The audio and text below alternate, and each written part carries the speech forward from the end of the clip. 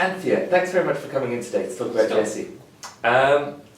GESE, that's the graded exams in spoken English. That's right. Okay, can you just tell me a little bit about the purpose of GESE? Okay, well, it's only speaking and listening, and it's an opportunity for candidates to demonstrate their progress right from the beginning of learning English to a very proficient user. There are 12 grades, so there's something for every learner, and it measures progress, measures development, and encourages true communication and really good classroom strategies as well. Okay, so it's from the very beginning of learning, so from on the CFR, even before A1, actually. Before yes, A1. grade 1 is even before A1. So it's a 5-minute exam, and the other thing about GESE is it's for all ages. So it's suitable for classroom learning, for college, university, work, and for leisure as well. And I suppose the level, depending on the student's needs or what they want to take it for, that kind of thing. Exactly. And a student can just do whatever grade is suitable for them. You don't have to work through the grades. You just choose the grade, and the teacher will choose a grade where you are. Okay, so there are 12 grades in total, and they're broken up into different stages. Into 4 stages, that's right. And they can be mapped against the CFR quite clearly. So the initial grades are very short exams consisting of conversation, and then as you move up through the grades, up to proficient user on the CFR, they are more demanding, they're longer, and require more from the candidate. And up to that proficient user on the CFR. Yes. So right down from A1.1 or before for grade 1, and just almost sliced up into 12 different sections up until C 2.2 or proficient user at grade 12. Yes. Okay, excellent. So can you tell me a little bit about the structure of the exams? What's included in those different phases? The initial, the elementary, the intermediate, and there's a advanced? conversation at every phase, at every stage. And from the elementary stage onwards, so that's from basic user on the CFR, the candidates bring something of themselves in the topic stage. That gets more demanding as well as you go through. That's a topic presentation. Yes, maybe we can talk about that later. There is also an interactive stage from the intermediate as grades onwards, and there is a listening stage in the advanced grades. So an explicit listening, not just a conversation. Listening, but that's only in the 3 advanced grades. Okay. So that's 10, 11 and 12. All right. So let's talk a little bit about the topic phase. You said that's from grades 4 onwards, the elementary stages onwards. Yes. What's its purpose? Well, this is an opportunity for the candidate to bring something of themselves into the exam room. Some of their own experience, something that they really want to talk about, something that they feel strongly about, or that affects them. So from grade 4 onwards, it could be a hobby that they do. It moves on so that it gets increasingly formal, and the candidate takes more control as you move through the grades. So grades 4, 5 and 6, they bring in a topic form. It's like a simple mind map, and the examiner leads them through the conversation, although they are expected to ask the examiner 1 or 2 questions.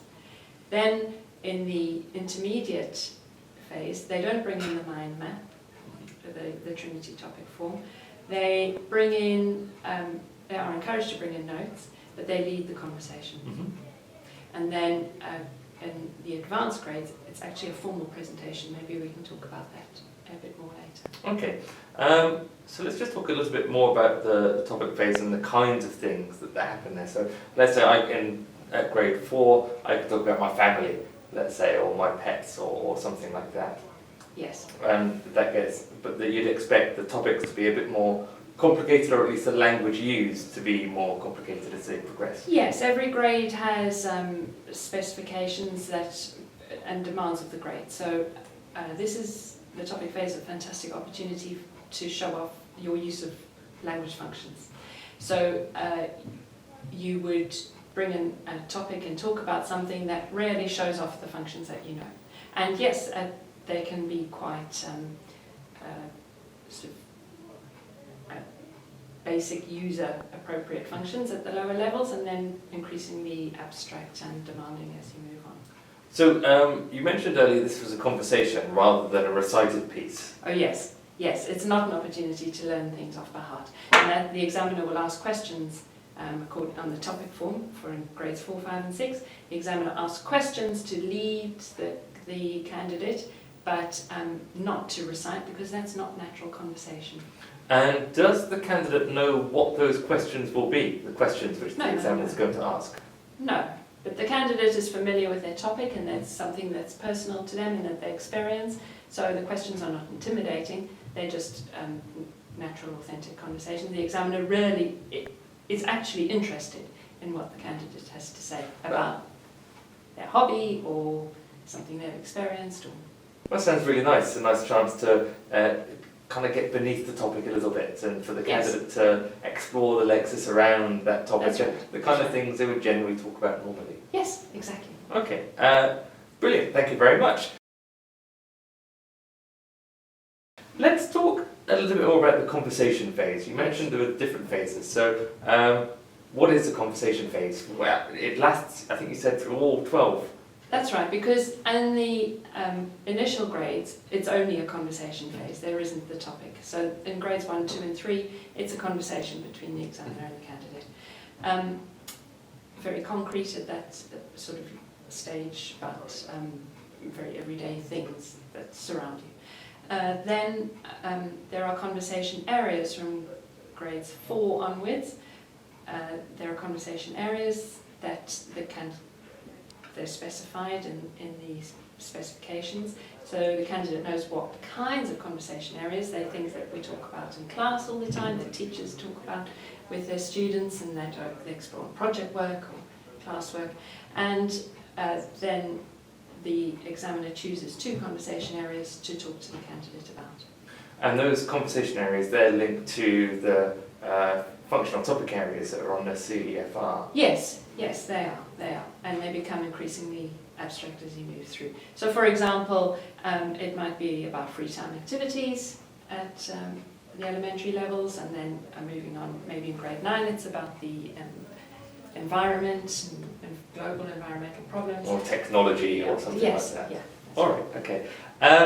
Is there anything you like about this particular phase of the exam? Yes, again, it's an opportunity for candidates to really explore the issues or the questions or the topics. I think it's got excellent washback in the classroom because it encourages conversation and group work, and it's always interesting to find out what candidates think about things. Right. And a question I meant to ask about in the topic phase as well is about how these different phases are assessed. Now, as I understand it, the functional language is being assessed, or the candidate's ability to use that functional language. That's right, as part of the linguistic skills that the candidate's supposed to exhibit. So functional language, grammar, lexis, phonology. Okay, so just standard things there. Yes. But also, what's being assessed is communicative skills. So that's the extent to which the candidate can take control of a conversation, maintain a series of extended turns, link their ideas as you move through the grades, get the examiner's opinion, and generally have a natural conversation. Now, this is quite interesting because it's not. You've mentioned before about extended terms or taking more responsibility for the interaction, and the candidates are actually expected to ask the examiner questions. Right from the initial grades, yes. Okay. Conversation. And the number of questions they ask or how much they interact depends on the grade. So yes, it gets more demanding as you move up through the grades. Okay. The idea being that they're being trained, as you say, with this washback idea, they're being trained to become more independent users and to react a little more normally as of in the interaction. That's right, because it's not an examiner-led interview. Right. Okay. That's a conversation. It's a conversation. It's a conversation, a natural dialogue. That's the idea. So let's talk a little bit more about the interactive Yes. phase. Mhm. Tell me what it is. Well, this is quite unique, and it's from B2 level onwards, that's grade 7 onwards, so independent users. And in this, the examiner has a situation or a scenario in the form of a short prompt, which they tell the candidate. The candidate then has the responsibility for maintaining the conversation, finding out more information from the examiner, and the prompt lends itself to the functions of the grade. So from, for example, making suggestions to at grade 12 contradicting politely. Okay, so it's quite advanced to be able to contradict politely, and they're actually encouraged to contradict the examiner. Yes, and thereby demonstrating more than just linguistic competence, but all the kinds of competencies that you need to be a successful communicator. Right, so it's a really nice communication exam. Okay, and this is assessed in the same way through functions, as you say. Yes, like but it's particularly the communicative skills, because it is demanding of a candidate to have to take responsibility.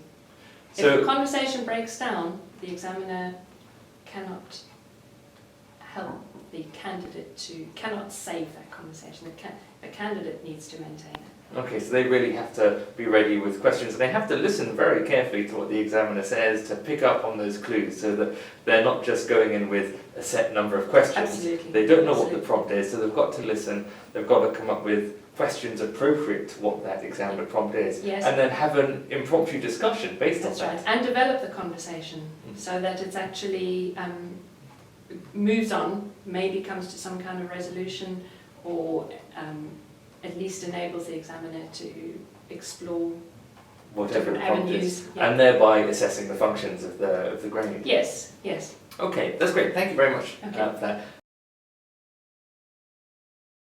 Let's go on to the final section now, talking about the formal presentation stage you mentioned. This is just at the advanced grades, I think, 10, 11 and 12. Yes, that's right. And this is a prepared formal presentation that the candidate brings in and delivers in, as you would at work, or college, or school, or university. So with the earlier stages from our grades, rather, from 4 to 9, it's a discussion, really, a candidate-led discussion, and there's interaction. But for the advanced grades, it's actually a formal presentation. That's right. The examiner doesn't say anything, they listen. Nothing at all. Okay, and then after that, there's a discussion, I think. Yes, led by the candidate. Okay, so what kind of things do people talk about? You said it can be used for school or for work. What are the kinds of topic areas that could be used? Oh, absolutely anything. Anything that interests you, motivates you, that you feel very strongly about, and that enables you to really demonstrate the range of your linguistic competencies. Okay, so something that can do that. So let's just say for example, I was doing an advanced grade, and let's say my job was running language teaching qualifications for an exams board.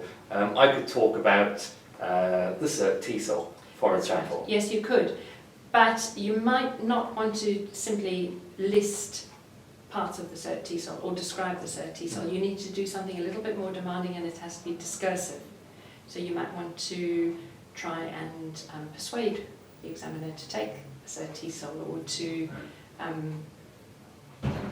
somehow bring out something discursive, or the pros and cons elements. So perhaps I could say the pros and cons of doing a cert TESOL post-university. Yes. Let's say, Yes. For developing That's life right. skills, That's perhaps. Right. That's right. So it needs to be discursive and have that range of linguistic elements, really Exactly. demonstrate an advanced ability. That's right. And then the examiner in the discussion will challenge some of the things you've said. Really challenge, so yeah.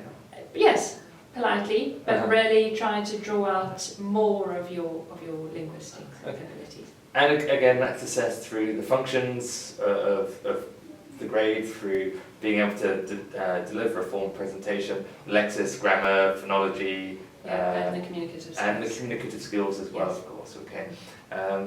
All right. And is there anything in particular you like about this phase of the exam? Oh, it's fascinating, and examiners love it because it's really interesting, and you can learn some fascinating things. So I think whenever I watch these exams, and examiners always say that, It's really interesting. The candidates bringing themselves into the room. And it's really nice for the candidate just to express themselves in the target language and be assessed Yeah, and doing it's a what real they life want to skill. talk about. It is. Okay, Anthea, thank you very much. Thank you.